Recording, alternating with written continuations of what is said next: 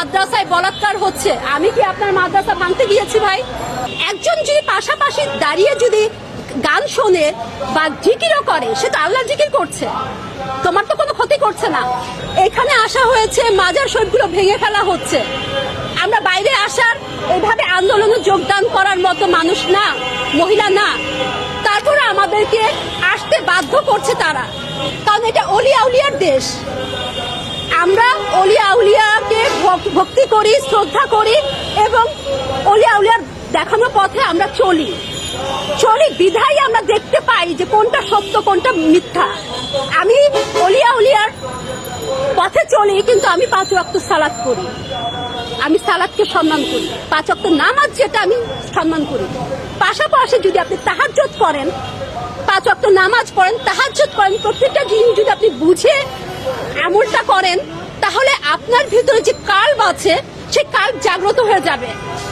কাল জাগ্রত হলে আপনি নিজেই দেখতে পাবেন, নিজেই জানতে পারবেন, নিজেই বুঝতে পারবেন যে ওলি আউলিয়াগণ কে, কারা, এবং ওই যে ওলি আউলিয়া শুয়ে আছেন আপনারা যারা বলছে যে ওনারা জীবিত না মৃত, আপনার প্রশ্ন উত্তর ভাই আপনি পেয়ে যাবেন। আপনি আমাকে প্রশ্ন কেন করছেন বারবার? আপনি মাদ্রাসায় যে পড়াশোনা করছেন, আপনার মাদ্রাসার আমল কি আপনার কাল জাগ্রত করতে পারছে না? কেন ভাই জাগ্রত করতে পারছে না? তাহলে আপনাদের মধ্যে সমস্যা আছে। আপনি যদি আপনি কোরআন খুলে দেখেন, হাদিস খুলে দেখেন, কোন জায়গায় দেখবেন?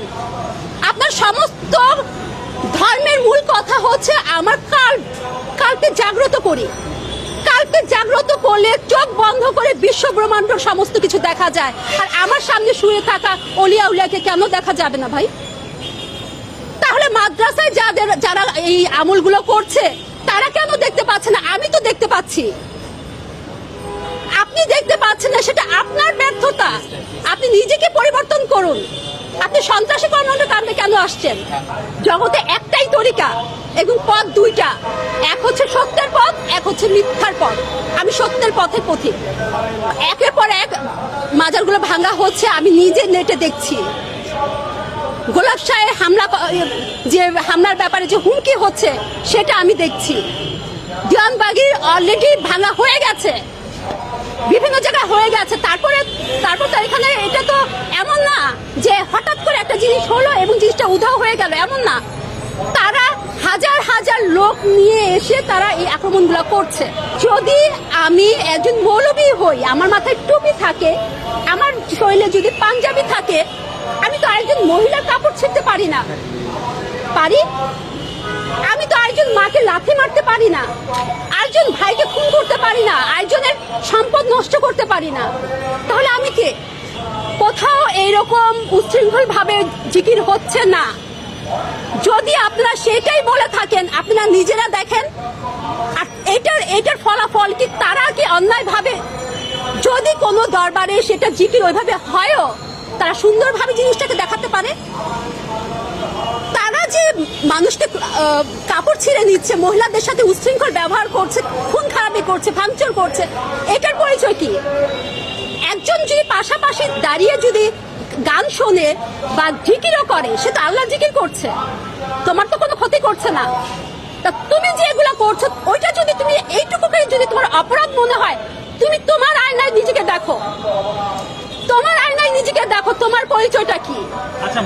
আর আরেকটা বিষয়, মাদ্রাসায় যে তারা মাদ্রাসাকে বারবার সুনির্দিষ্ট করছে যে মাদ্রাসায় যে বলাৎকার গুলা হচ্ছে,